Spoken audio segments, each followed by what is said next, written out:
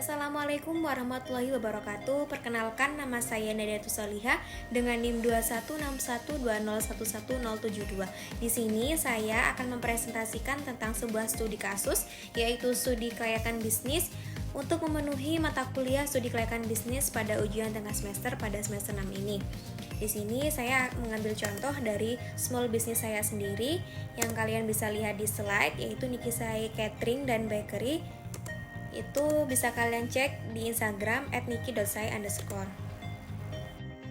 Pendahuluan, yaitu di era perekonomian yang semakin sulit ini, banyak masyarakat yang sulit mendapatkan lapangan pekerjaan. Masyarakat mulai memikirkan berbagai macam cara yang bisa ditempuh agar mereka tidak menjadi pengangguran. Untuk membangun sebuah usaha juga semakin sulit karena persaingan pun juga semakin ketat. Jadi di sini kita harus mampu berpikir kreatif dan inovatif dalam mencari peluang bisnis. Selanjutnya, ada sebuah identifikasi masalah dalam merangkai studi kelayakan bisnis, yaitu yang mencakup faktor-faktor yang harus dinilai.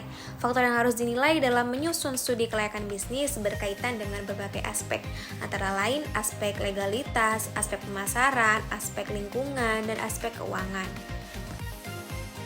Adapun sebuah tujuan dari adanya studi kelayakan bisnis ini diperlukan untuk melihat gambaran layak atau tidaknya suatu usaha, serta untuk mengetahui besaran modal yang dibutuhkan apabila sebuah usaha ini direalisasikan. Kemudian yaitu aspek legal. Nikisai Catering dan Bakery, alamat Karangsuko, Pagelaran, Kabupaten Malang, Jawa Timur.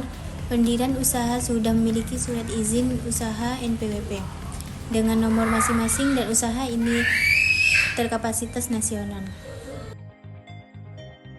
Kemudian yaitu aspek lingkungan. Pembangunan berdampak pada usaha ini yang dimana daerah ini padat penduduk dekat dengan akses jalan sehingga memudahkan usaha ini menarik minat konsumen. Aspek lingkungan yaitu ada dua, ekonomi dan sosial. Aspek sosial yaitu dukungan sosial dalam usaha ini seperti hubungan baik dengan pelanggan, umpan balik positif dan pelanggan dari loyalitas pelanggan. Selain itu juga pemanfaatan media sosial sebagai alat komunikasi antara owner dan pembeli.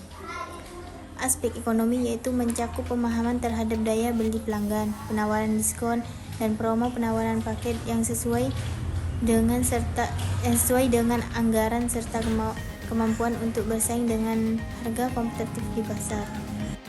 Kemudian yaitu aspek teknis dan teknologi. Tujuan dari aspek teknis adalah untuk merencanakan dengan cermat bagaimana sebuah bisnis akan menggenerasikan usahanya, termasuk perencanaan struktur, penggunaan teknologi, dan proses produksi untuk mencapai keberhasilan dengan memastikan efisiensi, kualitas produk, dan daya saing yang tinggi. Contoh aspek teknis yaitu meliputi dapur produksi, gudang penyimpanan bahan baku seperti freezer.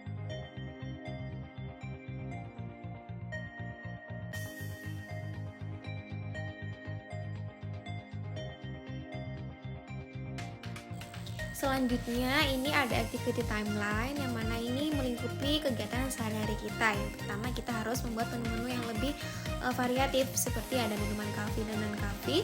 Yang kedua aktif di sosial media dan marketplace seperti kita melakukan penjualan juga di Gojek, di GrabFood dan di ShopeeFood.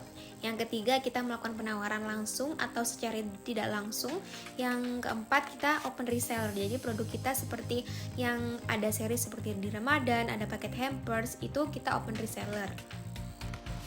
Untuk pemasaran tersendiri kita melakukan current sale yang ada di bulan Ramadan, biasanya untuk seperti promo untuk roti, untuk paket catering dan kue kering itu ada potongan.